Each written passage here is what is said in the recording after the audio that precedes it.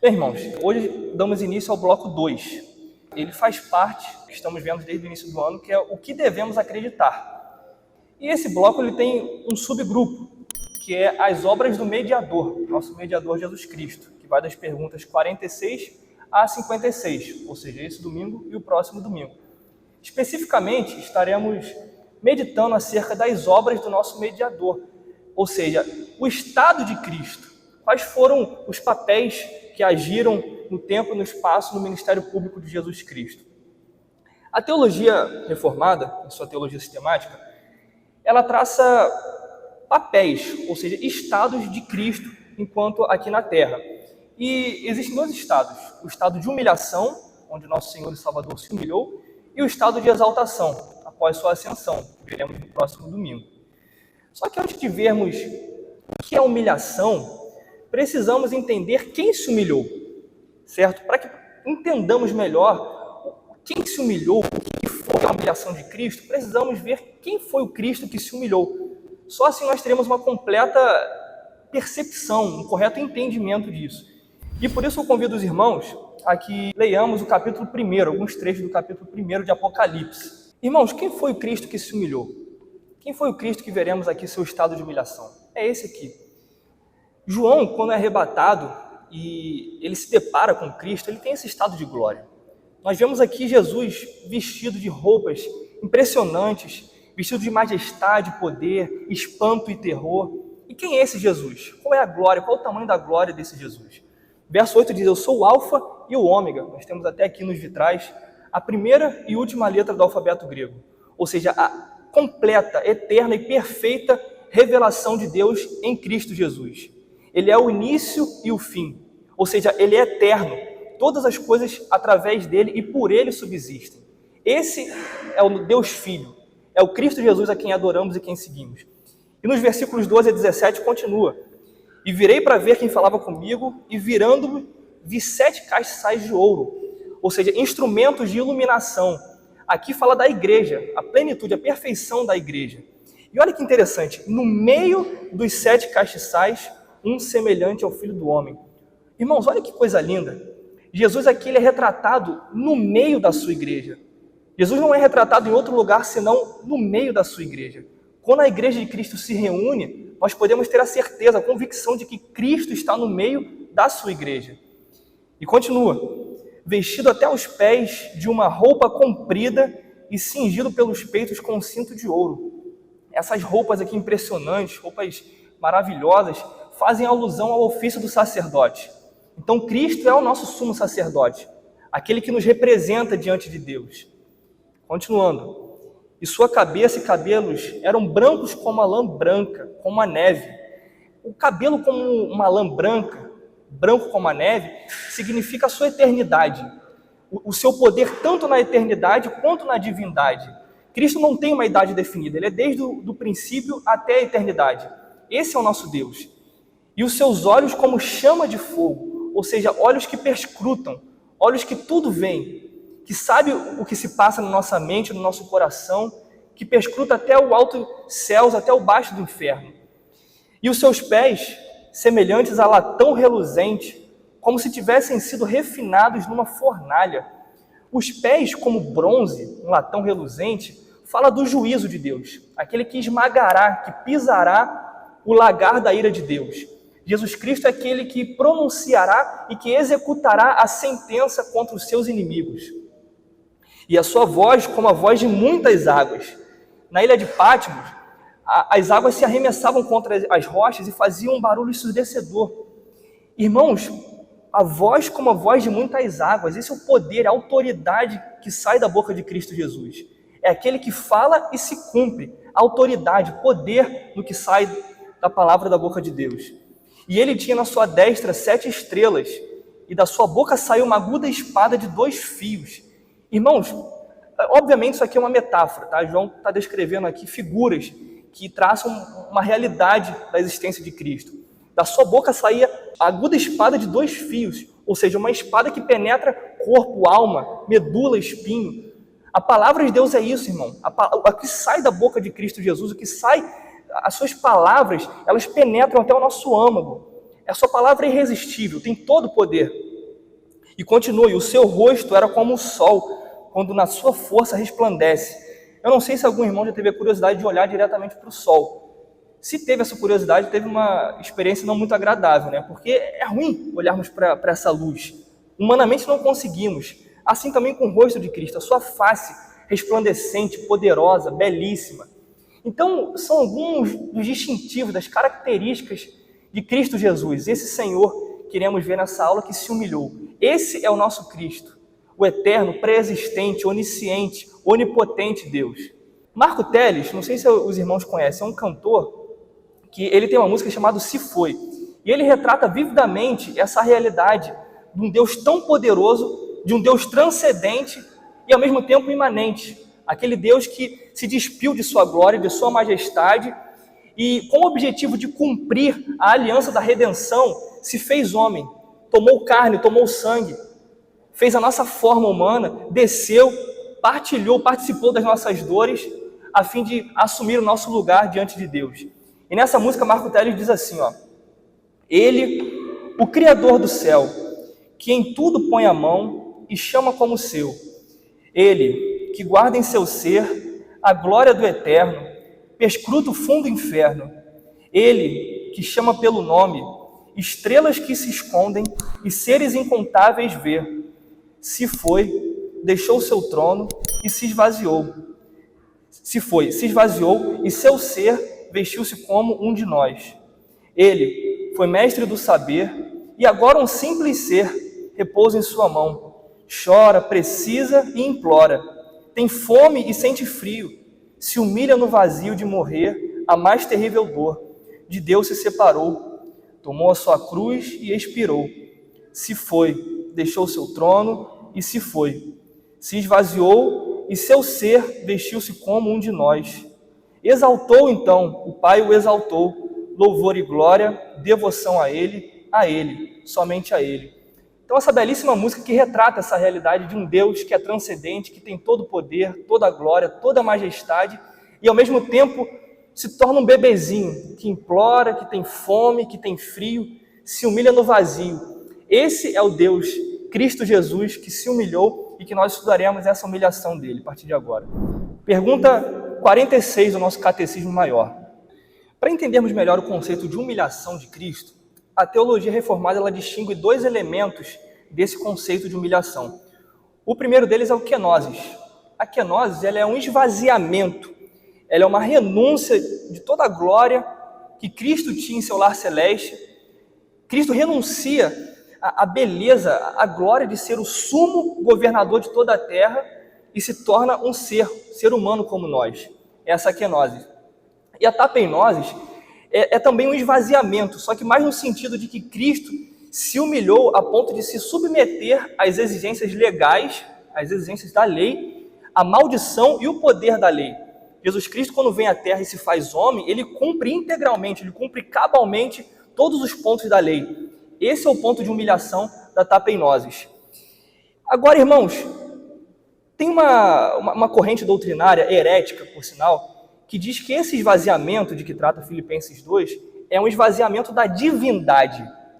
E isso, obviamente, é uma heresia. Isso não tem amparo bíblico. Cristo, quando vem à Terra, ele não se despe do seu estado de Deus, da sua divindade. Ele se esvazia, ele renuncia ao seu estado de glória, de quando partilhava com os anjos celestiais, de quando habitava as regiões celestiais. É desse estado de glória que Cristo se despe, ele se esvazia, ele renuncia quando vem à Terra. Então a humilhação de Cristo é isso, é ele se esvaziar de toda essa beleza, de todo esse estado de glória celestial, vem à Terra e se submete às exigências legais. Isso aqui é a humilhação de Cristo. E essa humilhação ela se dá em alguns estágios da vida do nosso Senhor. Se dá na concepção, no nascimento, durante o decorrer de sua vida, na morte e até depois da morte. É o que nós vamos ver agora na pergunta 47. Então a gente está vendo aqui da encarnação do Logos. O Logos se fazendo carne e nascendo. Só que quando falamos de encarnação, essa ideia automaticamente pressupõe uma pré-existência. Só encarna aquilo que já existia. Então nós já podemos depreender que Cristo Jesus é pré-existente. Ele já existia desde antes da fundação do mundo, desde a eternidade. E ele se encarna, ele toma a nossa forma de homem. E quando dissemos isso, não quer dizer que Jesus Cristo ele apenas possuiu uma pessoa, ele se apossou de uma pessoa, não quer dizer isso. E tampouco quer dizer que ele apenas se apossou de um corpo humano. Pelo contrário, Jesus Cristo, quando encarna, quando vem à Terra, ele toma a natureza humana, corpo e alma, psique, pele, sangue, osso. Ele toma literalmente a natureza humana. É isso que quer dizer com encarnação. E precisamos também atentar para a ação do Espírito Santo na concepção de Cristo Jesus. Porque Cristo é concebido no ventre de Maria, mas sem o concurso do homem, ou seja, sem a participação do homem nessa fecundação. É uma ação miraculosa do Espírito Santo. E é importante nós pensarmos acerca da doutrina do nascimento virginal por pelo menos dois motivos. O primeiro é que era necessário que Cristo se constituísse um Messias, que Jesus Cristo se constituísse um Messias. E para isso, ele deveria nascer de mulher, mas sem a participação do homem, para que nascesse diretamente de Deus por intermédio da mulher, sem o concurso do homem, sem a participação de José, no caso. E o segundo é que Cristo, nascendo de mulher e diretamente de Deus, por intermédio da ação do Espírito Santo, não nasceu de homem. Ou seja, se não nasceu de homem e mulher, ele estava isento do pacto das obras, da aliança das obras. Ele não nasceu, portanto, sob o poder do pecado, sobre a culpa do pecado que todos nós, como seres humanos, participamos quando nascemos. Então, Cristo Jesus ele estava isento do pecado, dessa herança do pecado transmitido de gerações a gerações. E em que consiste, na verdade, a humilhação de Cristo na sua concepção? Vamos parar para pensar, irmão. Aquele Jesus Cristo que a gente viu no capítulo 1 de Apocalipse, que detém todo o poder, toda a glória, toda a majestade, todo o louvor, ele se faz uma criança e ele nasce de Maria, uma mulher humilde. Em Lucas capítulo 1, versículo 48, a gente vê a própria Maria dizendo de si mesma que era uma mulher humilde. E essa humildade, ela não era meramente uma personalidade, um atributo moral de Maria. Não, era humildade literalmente. Ela era uma pessoa pobre, socioeconomicamente falando. Uma pessoa despida de grandes posses. Então o nosso Salvador nasceu de uma mulher pobre, de uma família pobre, ordinária, comum, sem grandes bens, sem grandes posses. Além disso, a circunstância do nascimento de Jesus é ainda mais agravante, ainda mais miserável, visceral, porque sequer tinha lugar para ele nas estalagens. Jesus Cristo teve que nascer numa estrebaria. E além disso, para piorar, ele teve que ser levado repentinamente a um país estrangeiro, para que não fosse morto por Herodes. Então essa é a humilhação na concepção do nascimento do nosso Senhor e Salvador Cristo Jesus. E agora vamos ver a humilhação no decorrer, no transcurso de sua vida. Às vezes a gente tem aquela percepção errônea de que somente no final da vida, no momento da cruz, é que Cristo sofreu, é que Cristo foi humilhado. Só que como a gente está vendo, desde o início da sua vida, desde a concepção, Cristo sofreu toda essa humilhação. E nós podemos depreender pelo menos alguns pontos de humilhação na vida de Cristo Jesus. A primeira é a sujeição e completa obediência à lei. Jesus Cristo, para se tornar o nosso representante legal, ele teve que se sujeitar e cumprir cadalmente cada ponto da legislação. A lei moral e cerimonial, Jesus Cristo teve que cumprir. Tanto a lei positiva quanto a lei negativa, tanto fazer quanto não fazer. Em todas as coisas, Jesus Cristo cumpriu a lei para que pudesse se tornar o nosso representante legal diante de Deus. E por que afinal isso é uma humilhação? Porque Cristo, sendo Deus Filho, ele é superior à lei, ele está acima da lei. Ele é o próprio legislador, foi ele que criou a lei, mas se humilhou tomando a nossa forma de homem e cumprindo cabalmente todos os itens da lei que o Senhor instituiu a Moisés. E além disso, ele se humilhou através das indignidades do mundo. Porque para pensar, irmão, Cristo Jesus, que habitava nas regiões celestiais, servido por coros de anjos, adorado, ele teve que vir à terra e morar e viver e respirar nessa atmosfera caída, pecaminosa, diariamente lidando, tendo contato com pecadores que dia após dia aqueles pecados o lembravam da consciência mediatória que ele teria por conta do pecado da humanidade. Cristo Jesus, que era santo, que era puro, que era reto, lidando com pessoas pecaminosas, com pecadores, nessa atmosfera, nesse local caído. Ele teve que lidar, ele teve que se humilhar com essas indignidades do mundo. Além disso, as tentações de Satanás. A humilhação de Cristo, ela é parte integrante dessas tentações de Satanás.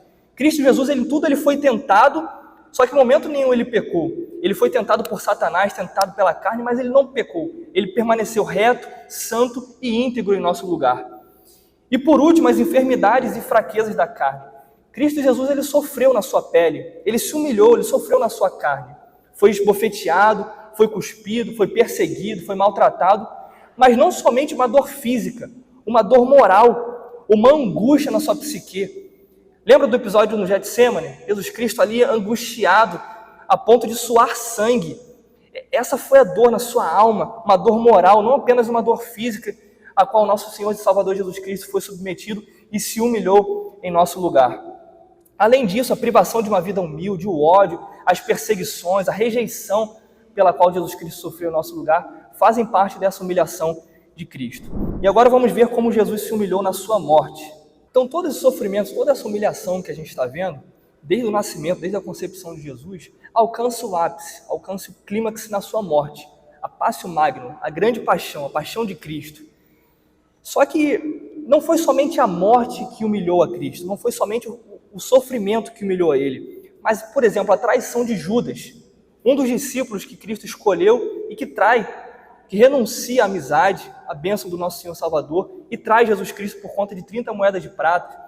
O abandono de seus amigos, o abandono de Pedro, aquele escolheu para estar no seu grupo íntimo, seu grupo seleto dos 3 discípulos, de amigos pessoais. No momento em que Jesus Cristo mais precisava, perguntaram a Pedro: você conhece esse homem? E Pedro fala: não conheço esse homem, não sei quem é. O abandono de seus amigos. Quando Jesus Cristo estava com a sua alma aflita no Getsemane orando, ele pede para aqueles amigos, para aqueles discípulos estarem com ele naquele momento: orem por mim. E todos aqueles dormem, abandonam Jesus Cristo. Então não foi somente no momento da morte que Cristo sofreu, mas previamente, nesses atos preparatórios, ele já vinha sendo humilhado já. Mas de fato, o ápice, o clímax de tudo, de todo esse sofrimento, é naquele momento da cruz do Calvário, onde Cristo está pendurado naquele madeiro. Irmãos, não pensem que somente foi a dor física, os cravos em suas mãos, em seus pés, que o humilharam, mas foi o peso, a consciência de que toda a ira de Deus estava sendo despejada sobre Cristo naquele momento. Cristo Jesus que sorveu até a última gota o cálice da ira de Deus, sabendo que o pecado de toda a humanidade estava sobre os seus ombros. Imagine essa angústia, irmão, essa angústia suprema que nosso Senhor e Salvador Jesus Cristo foi submetido. Foi essa humilhação, essa consciência mediatória do pecado que estava sobre ele, que repousava sobre ele. Deus meu, por que me desamparaste? Foi o brado do nosso Senhor, não morrendo de velhice, não morrendo de uma doença, de um acidente, mas sabendo, voluntariamente se oferecendo por nós como oferta pelo pecado, como propiciação pelo nosso pecado. E não foi qualquer morte, irmão, mas foi a morte de cruz. A cruz que era um instrumento de tortura dos romanos, reservado aos escravos, reservado aos criminosos mais vis. Uma cruz que nós vemos, por exemplo, nessa aqui, a cruz latina. A pessoa não morria porque eram perfurados seus órgãos vitais, não. Ela morria porque ela era pendurada com cravos, que muitas vezes não era nem na palma, como a gente vê nos filmes. Às vezes o cravo, o espinho, ele era pregado aqui, nesses 2 ossos acima do punho. E a pessoa ficava ali agonizando durante talvez 2, 3 dias, por exaustão, por exposição ao sol, por desidratação, pelo cansaço. Foi esse tipo de morte, irmãos, a pior morte possível que o nosso Salvador foi submetido. Essa humilhação no momento de sua morte. Mas não para aí. A humilhação de Cristo até depois de sua morte. Pergunta de número 50. Então a gente vê aqui que até depois de sua morte, Cristo sofreu, Cristo foi humilhado. Isso por quê? Porque ele foi sepultado. E Deus ordena o sepultamento de cadáveres como uma forma de entendimento da humilhação do pecador. Nós que somos finitos, que somos pó, quando morremos, voltamos ao pó, somos sepultados. E Deus ordena isso como uma espécie de humilhação do pecador. E Cristo foi humilhado nesse ponto, ele também foi sepultado. Ele sofreu o sepultamento. Nesse sepultamento ele visita como se fosse o lugar dos mortos, que o Credo Apostólico chama de que Cristo foi ao Hades, né? Ele desceu ao inferno. Essa palavra, Hades, no Credo Apostólico, que é inferos, de onde derivamos a nossa palavra inferno, ele foi traçado pela primeira vez em 390, numa das versões do Credo de Rufino. nessa expressão que ele foi trazido, ele desceu ao inferno, temos alguns entendimentos errôneos, principalmente da teologia católica romana, que entende que Cristo Jesus ele foi ao Limbus Patrum, ou seja, ele foi a um local onde os santos do Antigo Testamento aguardavam, esperavam a revelação e obra redentora de Cristo Jesus. Só que quando nós lemos que Cristo ele desceu ao inferno, não foi ao inferno que nós conhecemos, ao Gênesis, ao Hades, ao Limbus Patrum. O melhor entendimento dessa expressão é que Cristo Jesus ele sofreu, ele morreu, ele foi sepultado, desceu ao local dos mortos. Então toda essa experiência angustiante, todo esse sofrimento é o que constitui essa expressão. Ele desceu ao Hades, aos lugares mais baixos da terra, a essa humilhação que nós, seres humanos finitos, somos experimentados e sofremos no decorrer da nossa vida. Então esse é o melhor entendimento dessa expressão de que ele desceu ao inferno. A humilhação de Cristo Jesus após a sua morte, esse sepultamento dele. Irmão, já para finalizar, qual é a finalidade de vermos sobre a humilhação de Cristo Jesus? Qual o sentido de estudarmos isso, de aprendermos isso? Paulo, em sua carta aos Efésios, ele ora para que aqueles irmãos aprendessem, descobrissem qual é a altura, a profundidade, o cumprimento do amor de Deus por nós. E a melhor maneira de vermos isso é no sofrimento de Cristo Jesus. O Tim Keller, no seu livro Oração, ele tem uma citação muito interessante. Diz assim: qual a profundidade do amor de Deus? Sem Jesus Cristo, falar sobre a profundidade do amor de Deus seria uma simples abstração. Sem Jesus Cristo, Deus poderia nos mandar 60 volumes em que estivesse escrito em cada página: eu os amo profundamente, eu os amo profundamente, eu os amo profundamente. E esse continuaria sendo um conceito abstrato para nós, não uma realidade que transforma a nossa vida. Para entender de verdade a profundidade do amor de Deus, devemos conhecer a profundidade a que Jesus Cristo se submeteu a fim de nos amar. Quão fundo ele foi! Meu Deus, por que me desamparaste? Ele foi lançado dentro do poço mais profundo a que alguém jamais desceu, e fez isso por vontade própria. Graças ao Evangelho, podemos saber que o amor de Deus tem largura infinita e comprimento infinito, porque tem uma profundidade infinita. Então, irmãos, o sentido de sabermos sobre a humilhação de Cristo é isso, é de entendermos qual a profundidade, qual a largura, qual a intensidade do amor de Cristo Jesus. E tudo isso que vemos, Cristo Jesus renunciando ao gozo de sua glória celestial, tornando o homem, sofrendo as nossas dores, sendo tentado pelas nossas tentações, sofrendo a angústia máxima desse mundo, que é morrer numa cruz, como se fosse um pecador, como se fosse um criminoso de Roma. Esse é o tamanho, é a profundidade, é a largura do amor de Deus por nós. E para finalizar, R.C. Sproul, ele nos traz um alerta de que não foi somente a humilhação de Cristo Jesus, mas na humilhação, mesmo na humilhação, houve glória de Deus. Cristo Jesus não ficou desamparado de sua glória. No nascimento de Jesus, por exemplo, nos arredores da Vila de Belém, nos campos, nós vemos ali um festival de som, de luz, coro de anjos, Cristo Jesus bebezinho sendo presenteado com ouro, com incenso, com mirra, humilhação e glória. No seu batismo, que diga-se de passagem também foi um ato de humilhação, Cristo Jesus não tinha qualquer necessidade de se batizar, pois não era pecador, mas mesmo assim se humilha, é batizado. Nós vemos na Bíblia o céu se abrindo e uma pomba descendo como Espírito Santo.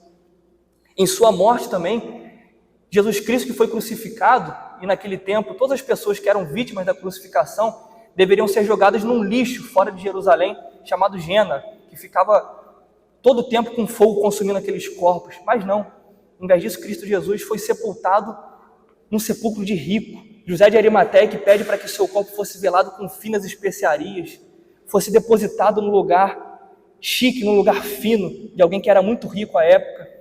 Na ressurreição de Cristo Jesus, o poder de Deus, a glória de Deus sendo manifestada na ressurreição, na ascensão de Cristo Jesus, onde ele é elevado aos céus e coroado eternamente como Rei dos Reis e Senhor dos Senhores.